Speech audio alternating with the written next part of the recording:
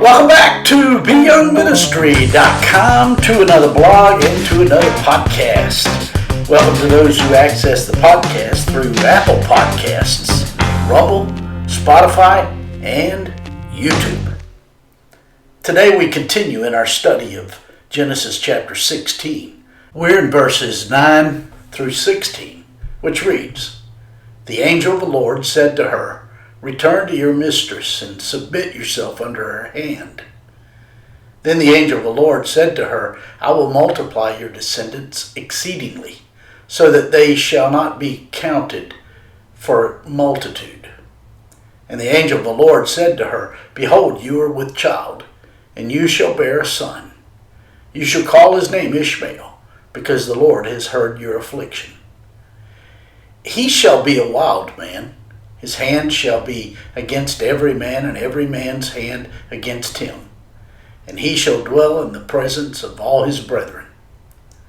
Then she called the name of the Lord who spoke to her, 'You are the God who sees.'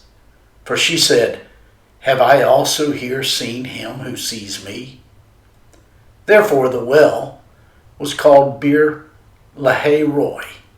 Observe, it is between Kadesh and Bered.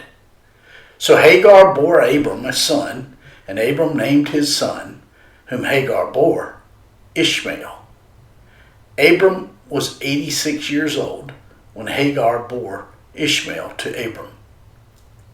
That's Genesis chapter 16, verses 5 through 16. Today we continue our study of Genesis 16, where we have been learning through the back door that faith and patience always go together in the development of us learning to walk with the Lord, or learning to be led by the Spirit. When we walk in the flesh, we will be defined by impatience, scheming, and blaming others, as we have seen in this chapter. But in order to walk in His Spirit, we must trust Him not only for His provision, but also for His timing. This is where Abram and Sarai erred. In verse 9 of today's passage, we read, "The angel of the Lord said to her, 'Return to your mistress and submit yourself under her hand.'" The only way to realize God's grace and blessing in our lives is through the avenue of submission. Had Hagar continued to walk in the wilderness, it would have been disastrous. Both she and the child in her womb probably would have died. When God finds us wandering, this is always what He says: return and submit. So Hagar returned to the authority that God had placed in her life. In verse 10 of today's passage, we read, "Then the angel of the Lord said to her, 'I will multiply your descendants exceedingly, so that they shall not be counted for multitude.'" With God's commands come His promises. In God's economy, God's blessings often follow our obedience. The blessing that God gave to Hagar came in the form of a prophecy. The phrase, "I will multiply your descendants exceedingly, so that they shall not be counted for multitude," is better translated, "I will give you more descendants than you can count." In verses 11 and 12 of today's passage, we read, "And the angel of the Lord said to her, 'Behold, you are with child, and you shall bear a son. You shall call his name Ishmael, because the Lord has heard your affliction. He shall be a wild man. His hand shall be against every man, and every man's hand against him. And he shall dwell in the presence of all his brethren." Wild donkeys in Hagar's ancient world were free to move as they desired. So this image that God gave to Hagar was more like the image of wild mustangs running free in the Old West. He was not conveying the image that we typically draw from this metaphor, a braying, stubborn, wild, ugly donkey.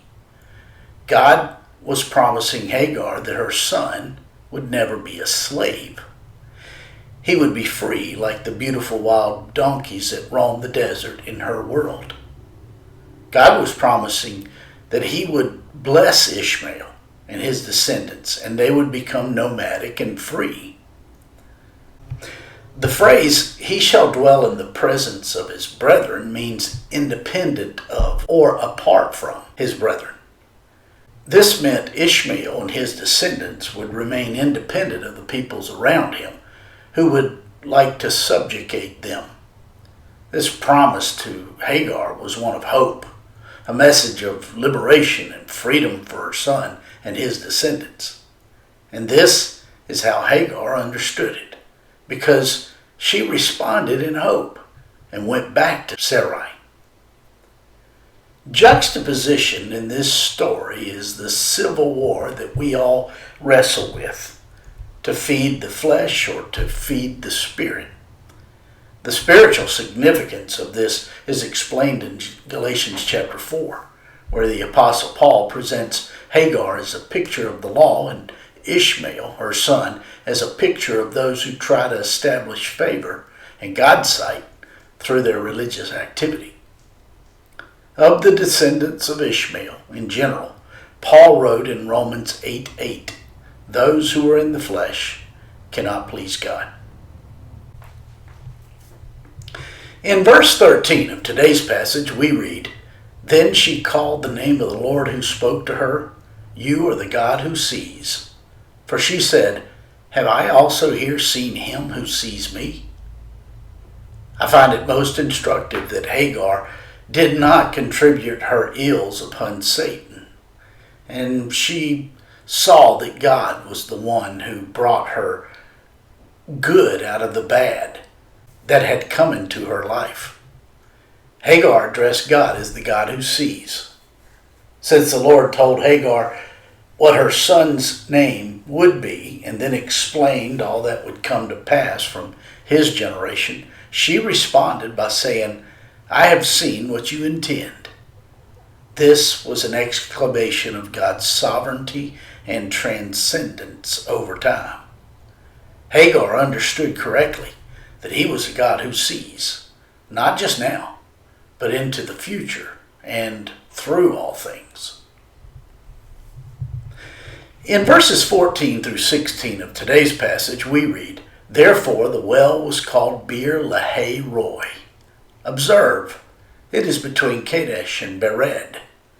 So Hagar bore Abram a son, and Abram named his son, whom Hagar bore, Ishmael. Abram was 86 years old when Hagar bore Ishmael to Abram. This well was located between Kadesh and Bered. Kadesh means holiness, and Bered means judgment. Hagar was at the well of grace, which was between holiness and judgment. When we begin to stray from the place of God's blessing toward the certainty of judgment, God meets us on the way at the well of grace. His desire is not to bring or allow trials or afflictions or headaches into our lives. Of course, when he does, his goal is to make us listen to him and to his wisdom. It was now 11 years since Abram had entered the promised land, and the year was 2095 BC. Abram finally had a son at the age of 86. For 13 years following this part of the narrative, we read nothing of Abram. The next chapter will open with the 99-year-old Abram. This means that for 13 years, strife, disagreement, bitterness, jealousy, and heartache characterized the home of Abram in the land of Canaan. This was God's way of teaching Abram that apart from him, Abram could do nothing of eternal significance. It does not depend upon us. It all depends upon God. We need constantly to reassert our utter dependence upon the God who knows us, who knows our circumstances, who knows our problems, and who is completely able to work in and through us to accomplish all that He desires. When we seek the Lord, He promises that we will find Him, and He doesn't make it hard for us to do so. He is always right there waiting for the lurches of our hearts toward Him. He has even given us His Word, which reveals Him to us. This is what it means to have a personal relationship with God. It isn't only about knowing that our sins are forgiven and we are right before Him. It is just as much about us increasingly knowing Him. He is always available to the soul who seeks to know Him and who desires to be defined by Him. My friends, I trust this blog and this podcast are helping you in your walk with the Lord.